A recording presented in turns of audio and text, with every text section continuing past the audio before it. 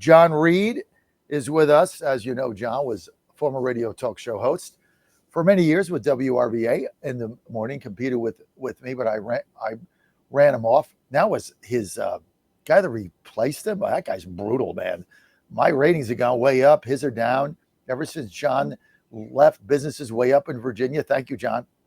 And he also ran for lieutenant governor and got outspent 90 million to 1 and ran a grassroots campaign and got more votes than Winston Sears at the top of the ticket. Ran a great race, great guy. And now we're thinking maybe it's time for him to be RVP of the non-existent Republican Party of Virginia. John, thanks for being with us today. Well, I'm glad to be with you this morning. I'm headed to Williamsburg late tonight because the advance is taking place and a bunch of the activists will be there. I'll be curious to see who shows up and who does not show up. It's not a cheap weekend, so I'm not mad if somebody says, hey, I just can't afford to be at Kingsmill, this fantastic resort where they have this thing. But it's going to be important for Republicans to figure out a lot of logistical issues and kind of thematic, like what are we doing here? And we don't have a lot of time to screw around. Democrats could take over the state of Virginia long term by April if we don't get our act together fast.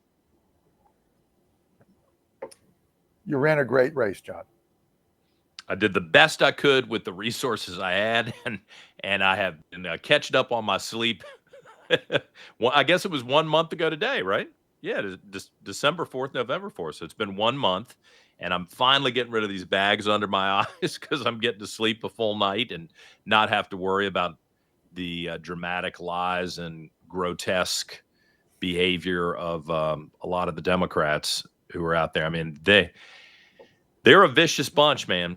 They are a vicious bunch, and doing the same old thing is not going to beat this crowd because there's nothing they won't do. I don't think there's a sense of honor left in the Commonwealth of Virginia, unfortunately. And I would not have said that a year ago, but now I hate to report that. I think the sense of honor that you have when you're in a fight with somebody, that you're not going to pull a shiv out and stab them and kill them, that if that ever existed, and I think it still existed on some level, that does not exist in Virginia now. Unfortunately, it's awful. Well, I'm proud of you and what you've done and what you've accomplished. And it was a disaster. It was a debacle. There's no question about it. And we've litigated that from now to Wednesday. So I'm not going to go there again. Yeah, right. But I'm going to go to the future. Okay. So here's the future. Mark Peake, who was the chairman, resigned, or he says he retired, whatever it is. He's not there. And Mark's a good guy, and he's a good state senator. He's a friend of mine. Mm-hmm. But he did the noble thing. He did the noble thing. When you get an ass whooping like that, regardless of whose fault it is, you simply can't stay at the helm. You have to go. And I think he did the honorable thing. Doesn't matter it was his fault. You can blame who you want, the candidate, whatever. But you got to go. I think he did the right thing. And he's got to focus on some other stuff. And he's running a business and state senator. So I think he did the right thing. And I'm proud of him for that. But right now, you have a rudderless ship. You have no leader. Are you in a position to consider taking over the shambles of a party? And that's what it is. It's a party in shambles. Infighting, fiefdoms, hate. Everybody hates everybody. You go to one of those executive committee meetings. I mean, all they do is fight with each other. This one hates that faction hates this faction. Nobody works together. It's all nonsense. There's no leadership and there's no party. Are you willing to take that on and try to build the phoenix out of the ashes? I'm willing to help do it. The unfortunate reality that hit me kind of hard this past year, John, is I'm not Glenn Youngkin. I don't have $700 million in the bank. I don't mean that in a demeaning way to the governor. The governor, he put his heart and soul in this for the last 5 years, and I'm glad he was there to stop a lot of bad things from happening. So that it's not a criticism, but I got to pay bills, and I've done a whole year without income. And I mentioned to you that my partner Alonzo was dosed. He had a 10-year career working on the nuclear submarine program in the Navy, and that job doesn't exist anymore. So I've been not freaked out, but I've been worried for months about how I'm going to pay bills, win or lose, as the lieutenant governor or as the guy who didn't get lieutenant governor. And the cards have hit the table in a rough way. I got to figure out how I'm going to pay the bills. So my commitment is still there to help the Republican Party, and you can count on me being somebody who is offering insight both publicly and privately about what I think should be done, and I'll do the legwork. It's not like I'm just going to talk about it. I'm willing to do a lot of work, but I've got to pay bills. And if I understand correctly, this chairman's role, it's noble. Everybody who's done this job has done it for free. I think they get their gas reimbursed and maybe their hotel rooms, and that's about it. So, that's the kind of thing we're going to talk through in Williamsburg this weekend. What? I think it should be a paid position. Probably.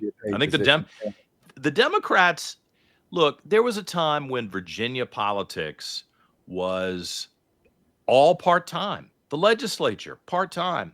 The governor worked full-time. The attorney general worked full-time. The lieutenant governor is still a part-time job, pays $36,000 a year. The whole nature of Virginia government was about good citizens who had real jobs and real connections in their community, and they took 3 or 4 months out of their life every year, and they gave back to the community. They got a stipend, essentially, but that was how they served Virginia. America has changed, and the Democrats, you mark my words, the Democrats want a full-time legislature, and they want to pay everybody. They want a full-time staff for every Democrat. That's how they get power. Full-time staff, That's right. Everybody gets paid. That's how they accumulate power. That's exactly what they're doing. And they're going to pass that, and you're not going to be able to stop it. Nobody will stop it. Right to work is going. I mean, there's a lot of stuff here that's going on. And so we got to change our mindset away from the volunteer mindset to a corporate mindset. And I think they did that over 10 years ago, to be honest. And we got to do that. I think the Republican Party of Virginia should be a paid position, should be $156,000, $3,000 a week, plus expenses, plus health insurance. And I think Governor Youngkin, he's got his PAC. He should donate $750,000 to stake them. Just stake them. And then, you go from there. And then the object of the chairman is to raise money in order to keep it going. And look, you raised $1 million. How much did you raise for campaign? I think when we finished, it's 1.8. Today's a deadline for numbers. I mean, you raised $2 million without big donors, dude. I mean, you're right. I was begging. I was begging, man. I mean, that's, if you raise $1.8 million as chairman of the RVP, I mean, is that worth $156,000? I think so. But you guys got to do something, because it's a disaster. And it's the fiefdoms in there that just, I mean, I guess what shook me up was Diana Shores. When I went on the bus trying to get votes in Southwest Virginia, we knew it was a tough nut, but I went to Farmdale, or what was it? Farmview? Farmville, where Longwood is. Yeah. So I call up the chairman, Diana Shores, and I'm like, hey, can you put an event for us together? Get your people out, your chairman. Let's, get an event together, try to get some votes for Winsome Sears, fire up the base. I'm here with the bus. I've donated a day to Longwood. Can we get something? Can you help me? She wouldn't talk to me. She wouldn't return my call. She called me a clown because I backed McGuire. She said it was a clown show, and she wouldn't do anything to help me. And I'm like, that primary was a year ago. I mean, what do you're the chair of the county or the city or whatever Farmville is, but it's a big area. We got a lot of voters there. Let's get a rally together. Let's do something. She wouldn't do it because of a personal grudge against me because of Bob Gooding McGuire a year and a half ago. You can't win if these things persist. I mean, I'm not calling Diane out. She's a good mom, fine young lady. But until you fix that stuff, man, we're done. I mean, there is no way to put this thing together. Well, I don't know the whole story on the Farmville thing. That's disappointing to hear that unfolded that way. I did encounter a lot of fiefdoms as I traveled the state, and of course, if we're just being honest with each other, John, there were people who hated me when I announced I was running, hated me when I wound up being the nominee. They were mad with me the entire time. I mean, I can't tell you how many emails I saw that said, "Oh, vote for Winsome Sears and Jason Miyares and our entire Republican ticket." Hey, you think I'm stupid? I know exactly what you're doing there. You're deliberately excluding me. I could have spent the last 6 months screaming and yelling and trying to get vengeance on some of the people who I know were out backstabbing me and saying nasty, horrible things behind my back and calling donors and trying to stop them from giving money to my campaign, even though I was busting my you-know-what every single day to try to win. And it wasn't just to try to win for me personally. It was to try to win because this is my home state, and I actually care about whether we go down the toilet or not. And I could still have that vindictive retribution attitude. I don't think that's healthy. It's not healthy for me as an individual, and I don't think it's healthy for the Republican Party. And I don't think and I know it's not going to work for Virginia if we are evaporated as a political movement. If we watch the demographics change and all of the senior citizens who are reliable Republican voters die, and there's no one to replace them, and we don't grow the party, Virginia's over with. The Virginia that I grew up in is over with. And so I would encourage everybody, whether you loved me or hated me or loved Winsome, hated Winsome, Jason, I don't care how you feel about different candidates, about John McGuire, about Bob Good. I mean, Bob wasn't particularly nice about me, I'm told, on the campaign trail. That's disappointing because when I was a radio host, I tried to be very fair with Bob and with John. I didn't take sides in that race, even though people wanted me to. I was like, you know what? Let me just give both of these men a chance to speak. I mean, I've heard a lot of things about what was said behind my back. None of it matters because we're in a fight for our existence going forward. And we're also in a fight for whether the Commonwealth of Virginia is a state of free people with a robust economic capitalist society, or whether we codify ourselves into a socialist state that is on the downturn. And I think we're well on our way to the latter, unfortunately. And it's going to require us putting aside these hostilities and these anger, these moments of anger, for us to focus on the good stuff.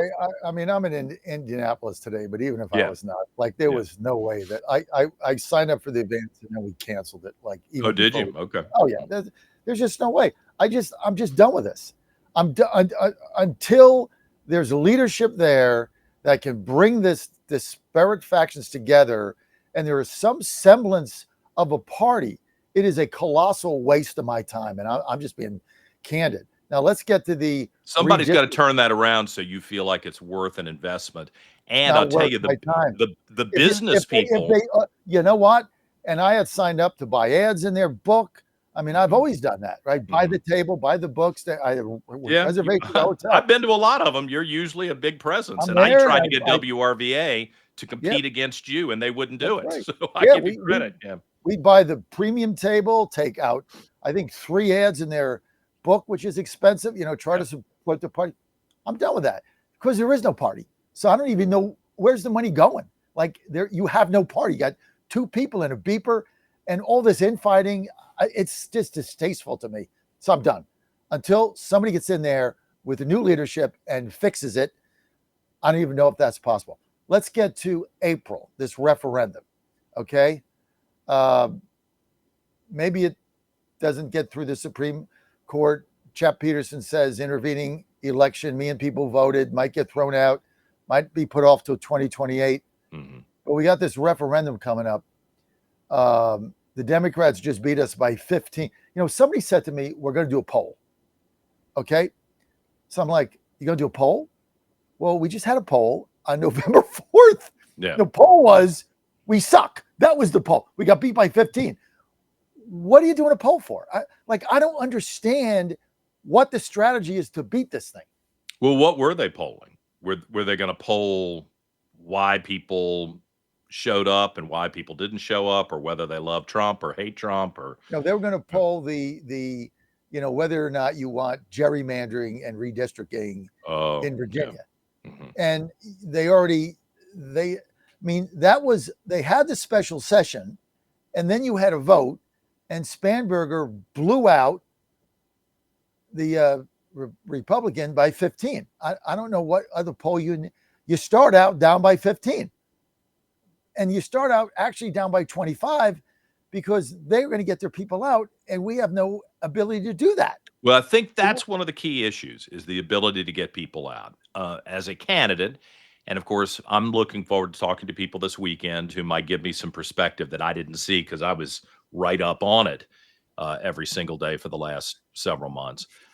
I do think we've got a problem with getting our people to turn out. The Democrats, there's a reason they love same-day registration, same-day voting, the mail-in ballots, because they know that they've got low propensity voters, but they have a mechanism, and they have paid staff, and they have volunteers who come in from other parts of the country in these off-year elections in Virginia, and they literally take old people and stick them in vans and drive them over to the county courthouse and help them vote.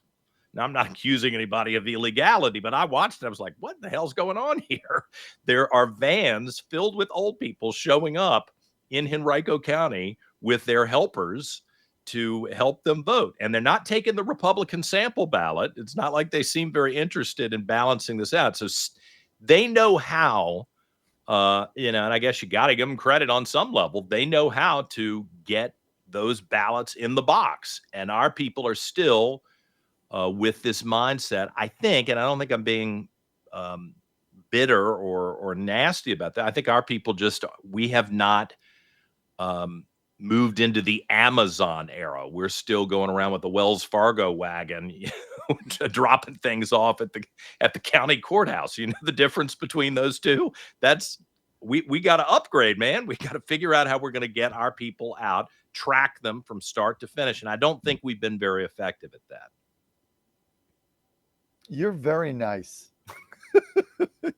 I am a nice person. You should be here in Indiana. You would fit into Indiana nice. You're very nice. That is the softest, kindest way of putting the fact that we're getting our ass kicked in early voting that I've ever heard. Right. I need to tape this and learn from you, right? Shouldn't I be, Ryan? See, he's so nice. It's tough. And the Wells Fargo wagon was in Indiana. Didn't it start there? I think. Wells Fargo. Right? They're Amazon. Right. They're Amazon Prime. And we're the Wells Fargo. I got to jot that down because I got to go. I got the governor coming on. Good. Okay. What do you say? We're Wells Fargo wagon and their Amazon Prime. That is such a classic. Can I steal you that? May steal it. You may steal it. Yeah. Okay, I steal a lot of and again, I'm not trying to be a total jerk about it. Let's be honest with ourselves about what we're doing right and what we're doing wrong, and then let's fix it. And we can fix it. Honesty is the best policy. John Reid, I love you, man. Thanks for coming on today. Sure, glad to see you. The welcome wagon versus there it is.